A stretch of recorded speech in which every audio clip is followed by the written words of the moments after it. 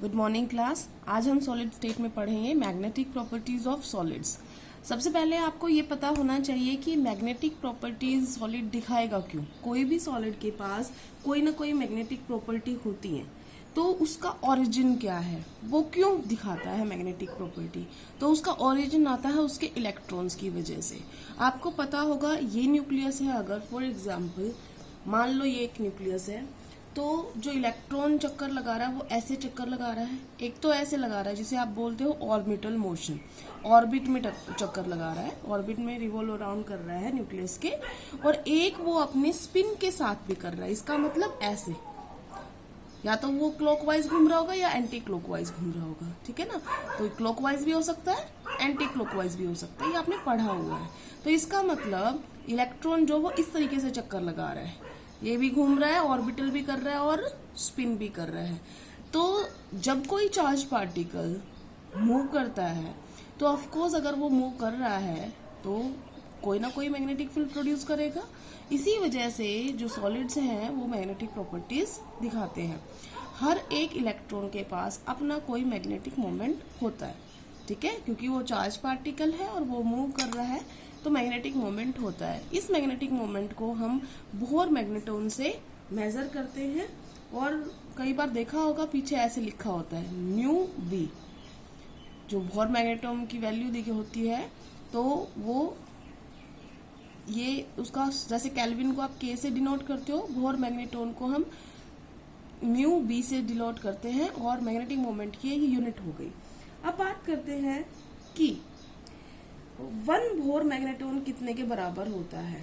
तो 1 Bohr magneton it is equal to 9.27 into 10 की power -24 ampere metre square. ये तो हो गई थियोरिटिकल बातें।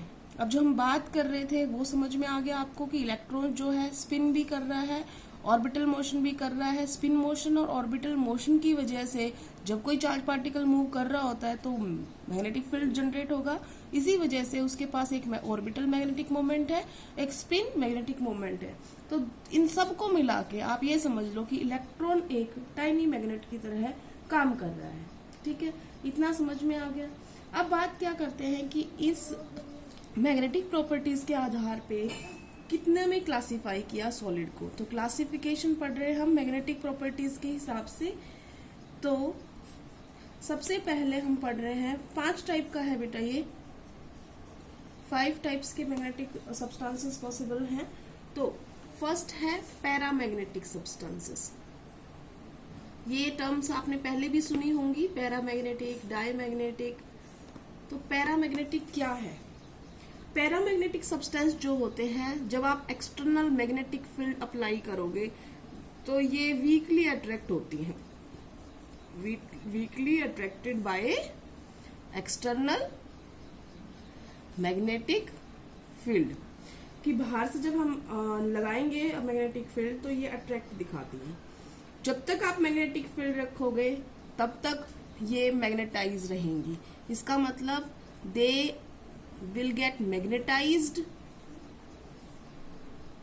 in same direction।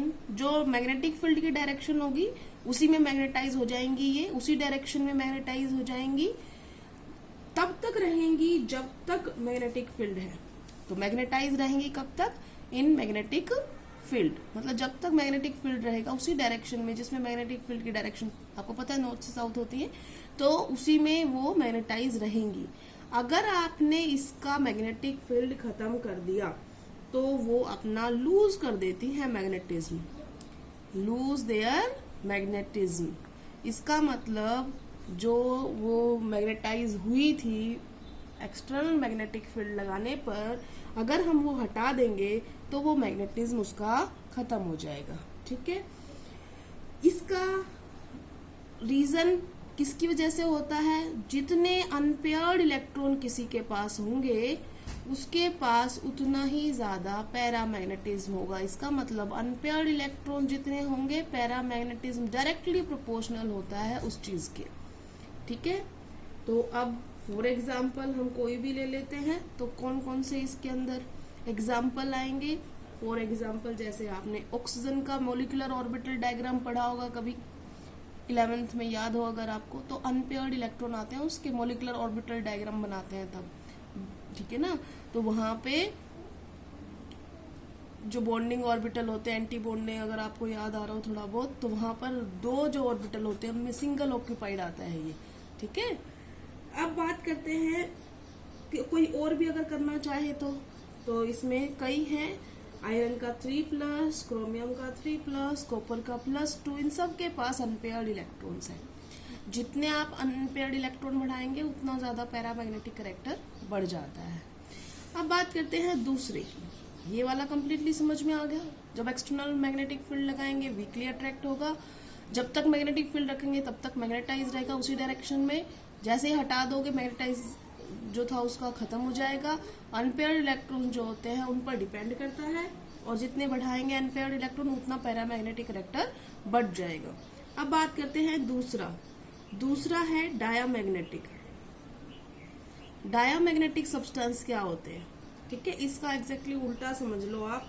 Diamagnetic substance जो होते हैं, देखो ये हुआ था वीकली अट्रैक्ट, तो डायामैग्नेटिक सब्सटेंस जो होते हैं, मैंने कहा उल्टा होता है, तो ये होते हैं वीकली अट्रैक्शन का उल्टा क्या होता है, repelled. Weekly repelled by external magnetic field, ठीक है। मैग्नेटिक फील्ड लगाओगे तो ये हल्का सा क्या दिखाएंगे, रिपल्शन दिखाएंगे, ठीक है। ये भी इसी की तरह लिखना है, ये भी क्या होंगे, मैग्नेटाइज्ड, लेकिन मैंने क्या कहा था कि ये उसका उल्टा है, ये सेम डायरेक्शन में होंगे मैग्नेटाइज, ये क्या होंगे, अपोजिट डायरेक्शन में, अपोजिट डायरेक्शन में मैग्नेटाइज होगा इन मैग्नेटिक फील्ड। उसके बाद जैसे ही आप मैग्नेटिक फील्ड हटा दोगे ये भी अपनी मैग्नेटाइज क्या करेंगे, खो देंगे, ठीक है ना। तो ऐसा नहीं है कि ये भी मैग्नेटाइज होके रहेंगे, तो ये लूज कर देते हैं मैग्नेटिज्म जब आप उसको हटा दोगे, इन अब्सेंस ऑफ मैग्नेटिक फील्ड।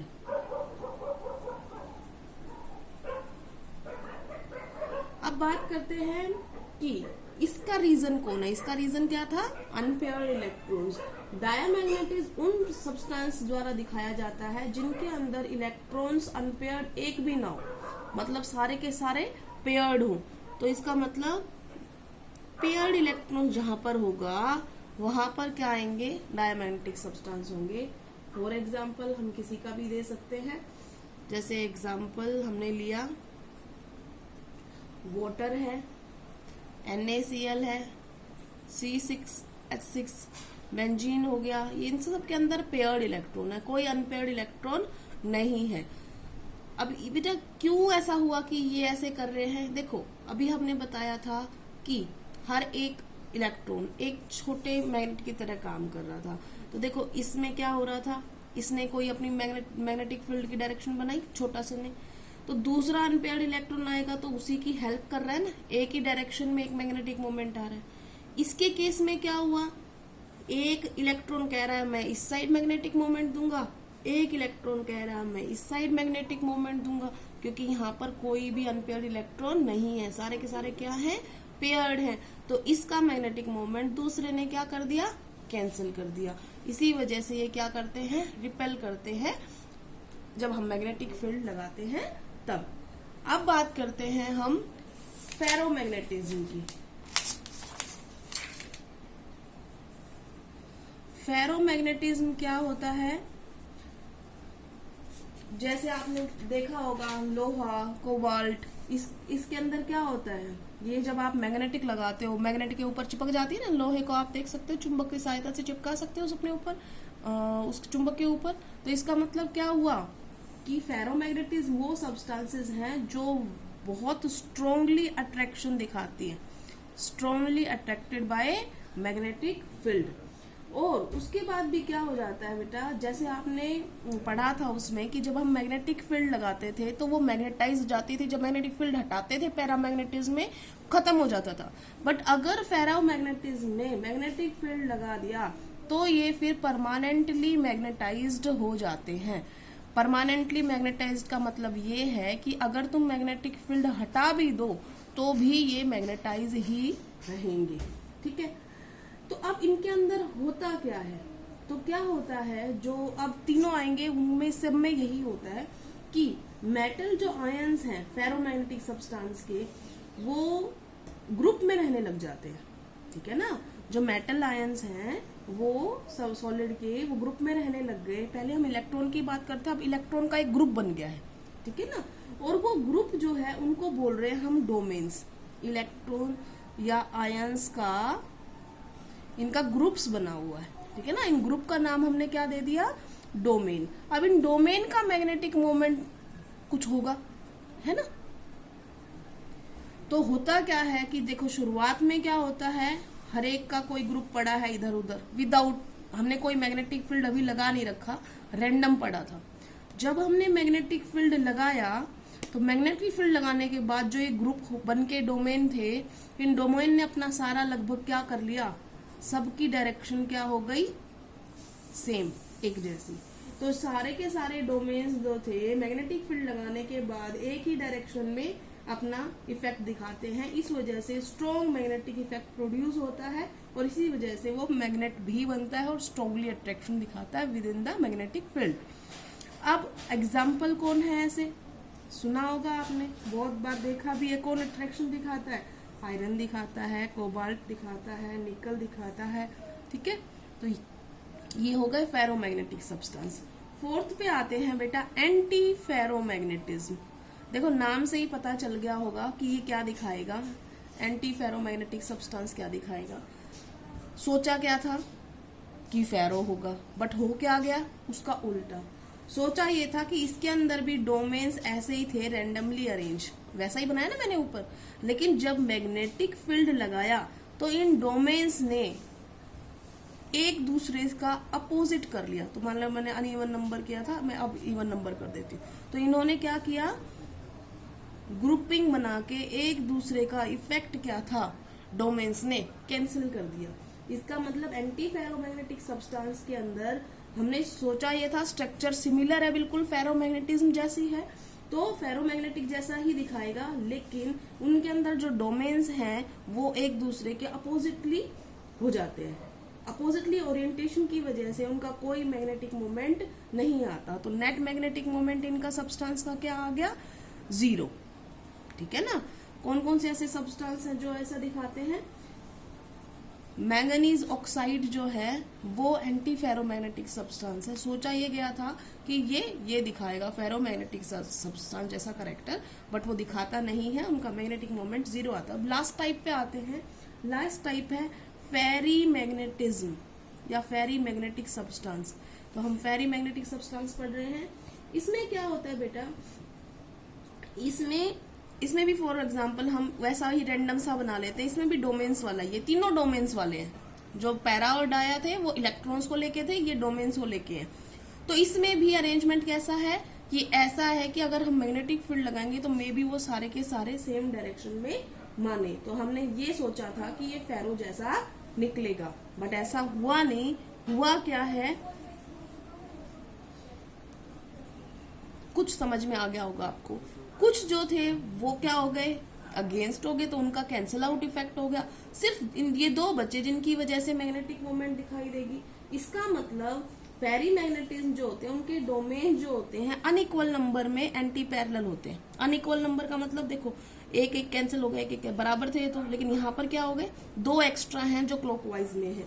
तो इसका मतलब ये जो है अनइक्वल नंबर्स में एंटी पैरेलल डायरेक्शन में हो जाते हैं, जिसकी वजह से थोड़ा बहुत इनका मैग्नेटिक करेक्टर होता है। अब थोड़ा होगा तो इसका मतलब क्या होगा, ये वीकली अट्रैक्शन दिखाएंगे टुवर्ड्स मैग्नेटिक फील्ड, थोड़ा सा अट्रैक्शन दिखाते हैं। ठीक है ना। एग्जाम्पल ले लेते हैं इनके। एग्जाम्पल है Fe3O4 जिसको हम मैग्नेटाइट भी बोलते हैं, जिंक ऑक्साइड, ये सब एग्जाम्पल। आपको इतना ज्यादा नहीं, आप ये वाला याद कर लो, बेटर है। ठीक है, आज के लिए इतना ही। Thank you class.